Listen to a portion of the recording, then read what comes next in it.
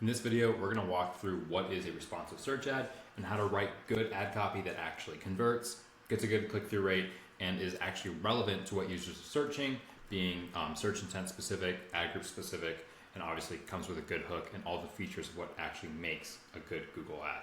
So I'm going to go ahead and just edit first this existing responsive search ad I created from a previous video. In this example, I'm just pretending I am a landscaping company over in Scottsdale. Now, if you're running search ads for lead gen, you'll be familiar with two different kind of ads. There are call-only ads and there are responsive search ads. Responsive search ads are what you should be running 90% of the time, and later in another video we can break down call-only ads further. But just for the time being, I wouldn't really recommend you run call-only ads. You'll notice, and you'll especially notice this as you run Google ads and run them together, Google prioritizes this ad type. Google will prioritize responsive search ads much more than call-only. It may sound enticing that call-only, you probably convert much higher, but sometimes call-only ads will serve like a fraction of the percentage that responsive search ads serve at. So don't run call-only ads to start. Focus on just responsive search ads. In another video, we'll talk more about when and why to use call-only ads, but just know that they serve pretty much nearly not as often as this will. So first, let's go ahead and digest the layout of the responsive search ad, how it works, what it looks like, and what all of this confusing stuff in this menu means. At the very top, and for you, you'll probably have nothing written, right? Your ad will probably be blank, but for the sake of this video, the very top, you'll have this ad strength indicator here. It's just basically going to make recommendations on how to improve your ad strength, right? More obvious stuff like, hey, use more headlines, include keywords in your campaign in your headlines, use unique headlines and descriptions. That doesn't matter. You can ignore it completely. Now, ad strength is basically just a recommendation. It's Google's AI way of telling you what they think of your ad. Like, hey, we think your ad is average. We think your ad is great. We think your ad is excellent. This will not impact your performance or metrics or anything at all. It doesn't impact how your ads serve, what your cost per click is. It doesn't impact any of that. It's simply just a cosmetic or visual guideline to kind of guide you to write better ads. Should you listen to it and pay attention to it? Sure, if your ad strength is poor, then maybe double check your ads. Maybe your ad really does suck. But if it's average and you feel confident in the ads you've written, that's totally fine. It's not going to impact anything. It's just an AI recommendation. Really, it's just trying to keyword stuff and make you use as much as possible. But on to the next thing. So at the very top, you're going to have your final URL. This is the page that you are sending your visitors to when they click your ad. You want to ensure you are using a landing page or a service specific page. So in this example here, this is a leaf removal ad group. I should send the user to a leaf removal page, not my home page, right? If my home page has no mention of leaf removal or it's just not focused on leaf removal, why would I send traffic there, right? So I'm going to send them to my leaf removal landing page or whatever URL that would be for you. So ensure you're sending users to a specific landing page or a service page that is relevant to what you're advertising, right? Don't send them to a contact page or an about page. A lot of people get that wrong. They'll send traffic to a contact page, but that means nothing. No one wants to click on an ad and get taken straight to a form. They want to get taken to a page about leaf removal, learn about your company, see some company truck pictures and team pictures, know that you're local, and then they can call you or fill out the form. So landing page, service specific page. Next is going to be your display path. You don't have to utilize this. I would say this is a little bit more advanced, quote unquote, we could say, but really all this does is it changed this display path here. So your post URL. So if we did testing, it would show testing here. Well, hopefully, there we go. So it would show testing or whatever we put here. I could say, $50 off or something like that. And then in the display path, as you see here, it shows $50 off or whatever I wrote. This does not alter the final URL, meaning this does not change where users go. So you can make this say whatever, even if that page doesn't exist. Again, this is basically just cosmetic. This is simply visual. So I don't use it always. Like in this case, leaf removal is good enough. So we don't need to use this. We could just remove it and then our thing would just say leaf removal. But in the case you want to maybe advertise a specific offer or like maybe your slug URL is like super weird and just kind of looks bad, then you could go ahead and simplify it into like leaf removal, or you could do something more like local, like Scottsdale leaf removal. And then it really kind of pulls in the user and they can get a quick idea on exactly who you are and what you do, right? So again, display path is probably one of those more optional parts of the RSA. Next, we have our headlines. Again, I've already filled this out a little bit. Google gives you up to 15 headlines you can fill out and 4 descriptions entirely. Now, unlike some people, I actually don't recommend utilizing all 15 headlines. Keep in mind that Google will mostly, 90% of the time, only show 2 headlines in an ad at a time, right? So when you fill these out, Google's going to be kind of like dynamically and automatically rotating and swapping in headlines, testing out to find which performs the best.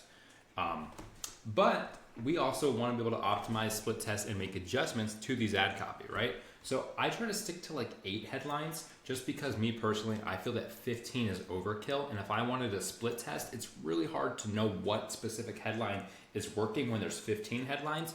But when there's like 8 or 6 headlines, it's a little bit easier to kind of get a feel for what type of messaging or ad copy or tone is working in my ads in terms of what's leading to a high click-through rate. So you can fill out all 15 headlines. I tend to fill out somewhere roughly around 8 headlines. Again, you can fill out as many as you want, but do more than 4. You don't want to just be that person who just does 2 headlines unless, like, for whatever reason, you just know this is going to work. But there's a reason Google has this new ad type called responsive search ads, and there's a reason we rotate headlines, right? It works incredibly well. Google optimizes it very well, so fill it out. But you don't have to fill out all 15. Same thing here with descriptions. You could probably do 3 or 4. I think most of the time I'm always doing 4, especially at the agency. We're usually always filling out all 4 because why not? 2, again, same thing. You want to be able to have some flexibility when your ads to rotate and test. So try to fill out these as much as possible. And then most of this stuff here below, you'll have already set up at your assets and extensions level, but you can also add them here. Really, most of this, which is going to be your assets and extensions, should be set up at the campaign level, unless for whatever reason you want to add like a specific one. Then you could go ahead and add a ad group specific or an ad group level asset and extension. But the only one that makes sense here, which I actually don't have for whatever reason to show you guys, is the image. The image should be at the ad group level, especially when you have different services or products. So for example, most of this stuff here we can leave untouched, but you guys may have a little snippet here that says images, and you could add images that are specific to your specific ad group, keyword, or whatever this theme is, right? So for me, this is leaf cleanup. I would add images to my ad that are specific to leaf cleanup, and don't use stock images. You want to never use stock images. Make sure you're using images that are like actually taken by you, like you and your team, right? Even if it's low quality, it's totally fine. Pictures of my crew, my guys, or me picking up leaves, actually working on customers' yards, real authentic pictures, right? We don't need to be graphic designers here. This doesn't need to be like framed in a Hall of Fame art museum. We just need pictures of us and our team working hard at work so that people know, like, oh cool, they're local, they do leaf cleanup, right? Duh, easy, simple stuff. And most people do not do images, so it's a huge advantage. Here's a quick little tidbit. I just went ahead and Googled leaf removal cleanup near me. You'll see no one here is using images. There are 4 ads here, none of them are using images. Now, they're not always going to show. Google may sometimes not show them, but still, you can imagine how much an image would impact this, right? I mean, imagine a picture of a guy cleaning up leaves right here. That ad right here would stick out so much more than these, right? These without the images, they all look the same, but one with an image of you or your team or your truck or whatever would stand out a lot. Use image assets. Great, now you know what an RSA is, or responsive search ad, and you actually know which each piece of this little crazy puzzle function is. So how do you write ad copy? And there's probably a couple videos I can make on this with tips and tricks, but for right now, first thing I'm going to say is don't overcomplicate it. It really isn't hard. You do not need to take a copywriting class, or you don't need to be a master of ad copy to write ad copy for most of these like local lead gen service-based companies, home services, stuff like that, right? It's really, really simple. First, search intent. Your ads, your headlines, your ad copy should be relevant to what the user is searching, right? So all of our keywords here are specific to leaf removal and leaf cleanup in Scottsdale. So if I'm typing in leaf removal in Scottsdale, I want to see an ad that says the exact same thing I'm searching. So keep your first few headlines specific to your keyword, which is exactly what I did here. Basically, I'm just using some of my keywords as headlines or expanding upon them, right?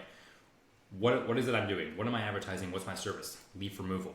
Where am I? Scottsdale. Scottsdale leaf removal. Leaf cleanup in Scottsdale. Scottsdale leaf experts. Super, super simple. Took me 10 seconds to come up with, but the point is it's relevant to the search intent.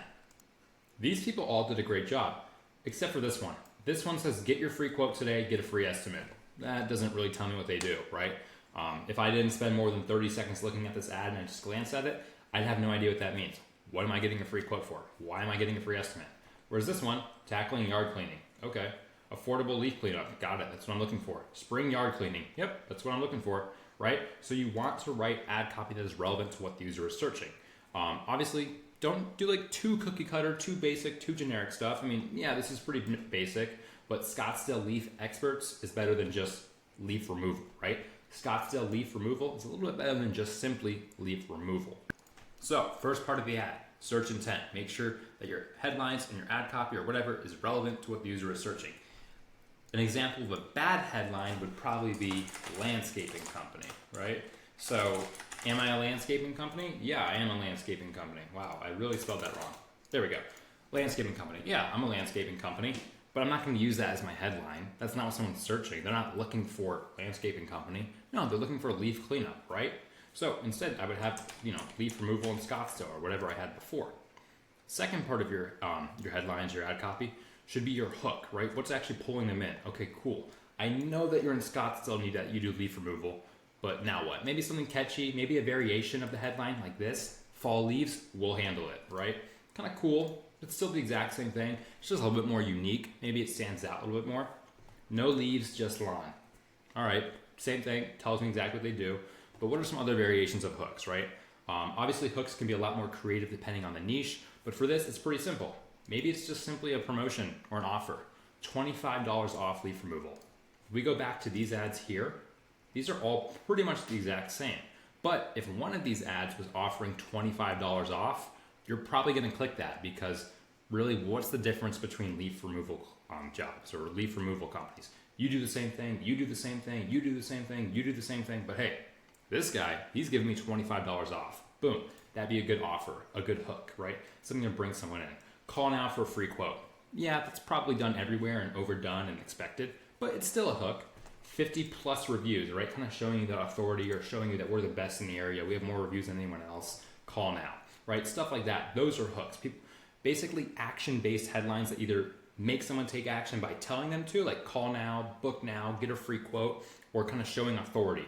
50 plus reviews, or really just kind of pulling them in. $25 off, 50% off, save today, call now and save today, stuff like that. Those are your hooks. All you want to do to write successful ad copy in Google is search intent plus a hook. Search intent plus a hook, right? So we can go ahead and kind of skim through these. $25 off leaf removal. Fall leaves, we handle it. Okay, these look pretty good so far, right? Kind of skim through these. These are all looking pretty good. 50 plus reviews, call now. These look great. See, these would definitely pull in a high click-through rate because it's relevant to what the user is searching and it has a hook to pull them in. Leaf cleanup in Scottsdale, these are great. This is really the primary focus behind writing good ad copy, put in its simplest form. If this video is 10 seconds long, this is the only thing I would tell you. Search intent, meaning your headlines are relevant to what the users are searching, and pair it with a good hook.